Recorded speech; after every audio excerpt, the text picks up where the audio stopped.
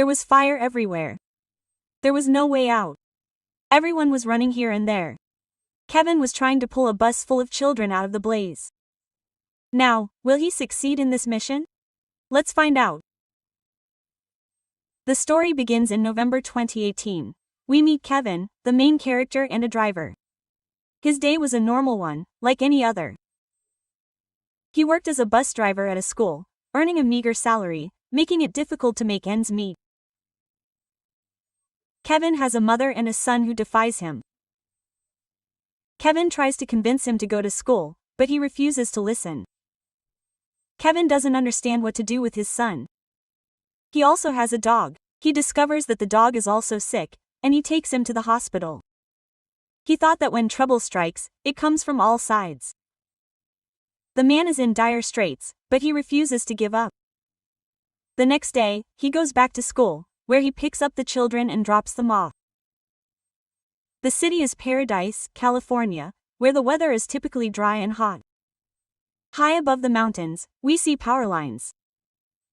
A short circuit occurs in one of the wires, causing sparks to fall onto the grass. Because the weather was dry, the grass had also dried up. A fire ignites within the grass. This fire rapidly moves towards the forest, where the entire town of Paradise is located. Those inside the city are unaware of the impending danger. Kevin drops the children off at school, and then has to take his bus to the garage to get it repaired. By then, the forest fire has spread widely. Some police officers spot the fire and immediately alert the fire brigade. The fire brigade arrives, but they discover that the fire is burning high up the mountain, making it difficult to reach. They remain undeterred and attempt to reach the mountain using another route. However, some workers become trapped in the blaze. We also see Kevin, who was driving the school bus to the garage. He had no idea about the fire yet. He receives a call from his mother at home. She says, "Your son is vomiting and needs to be taken to the hospital." Kevin says, "There's no need to worry.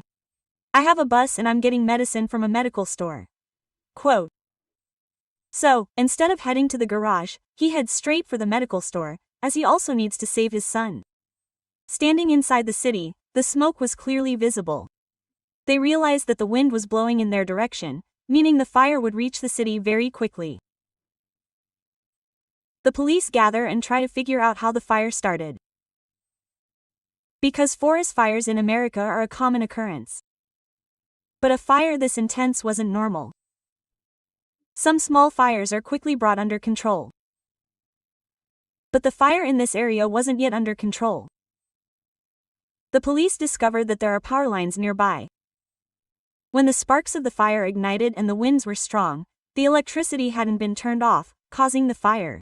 Quickly, some people from the electricity department arrive. The fire brigade personnel become furious, saying, "You didn't know there was such a strong wind. You should have cut off the power." Quote.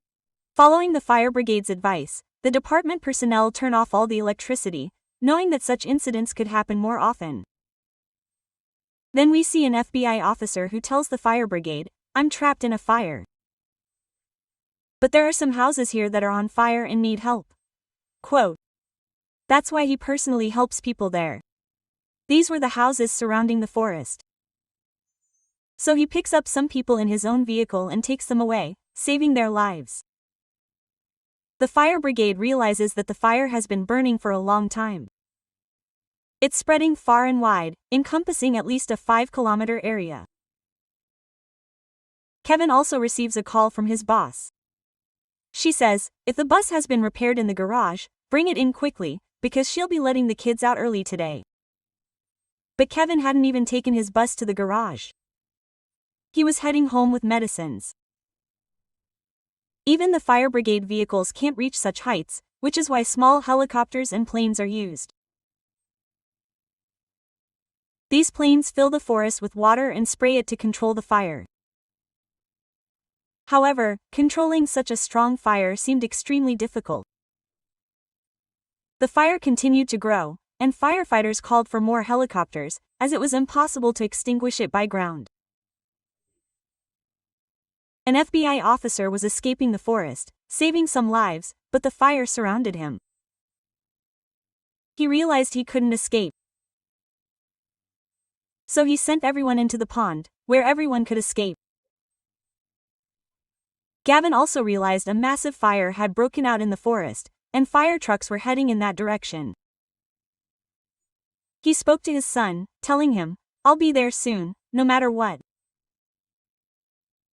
He told him, "Don't leave the house, no matter what."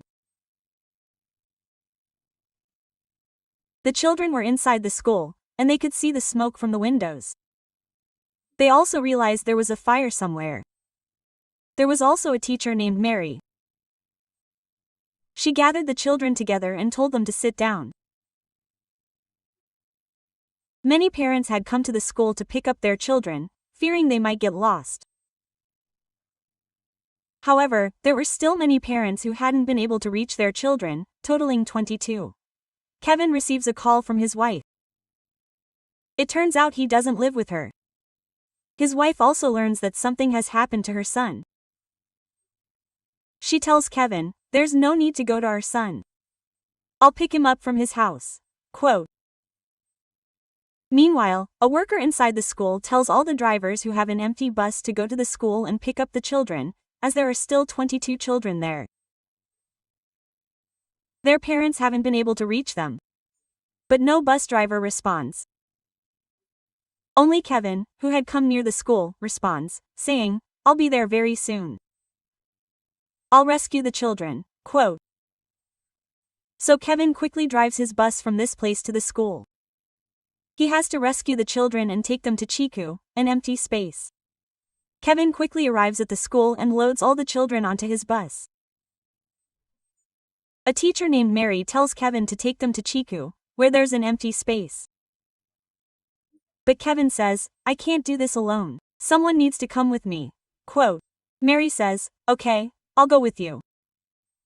So Mary gets on the bus with the children, and they leave. The children have also settled comfortably into their seats. The police and fire brigade are busy extinguishing the fire, becoming extremely tense due to the growing blaze. The bus Kevin was driving also gets stuck in a traffic jam. There was a huge traffic jam as everyone was trying to get out. Due to this, all the vehicles suddenly came to the highway, creating a traffic jam. Night falls while they wait like this. Kevin realizes there's no way out. Still, he manages to get Mary to sit on the seat and says, "I'll try to clear the way. Then you can slowly follow the bus." Quote. Mary does the same. Kevin starts to move vehicles in front of him, saying, "I have children, so please let us pass." Some people give way. After much effort, Kevin's bus manages to get through, and in this way, Kevin drives the bus forward to a spot. He sees that it's very fast. All the houses are burning. Mary also says, "We shouldn't stop here.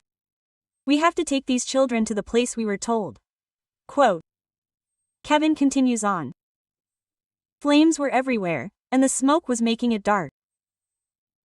The heat of the fire frightened many of the children. But Mary was trying her best to keep them safe. Some tents had been set up at the campsite called Chico. All the injured people were arriving there. All the buses had been ordered to arrive there. But one bus hadn't arrived yet, and that was the one with the cabin. This caused immense distress to the parents of the children inside the bus. Kevin, driving the bus, couldn't see anything ahead, but he managed to steer the bus with alacrity. All the children were drenched in sweat and calling for water, but it was difficult to find any nearby. So Kevin stopped the vehicle where the fire was less intense. Mary said, "I'll go look for water in the nearby houses." So she went to a house near a fuel station and started collecting water bottles. But then the fuel station exploded, and Mary narrowly escaped death.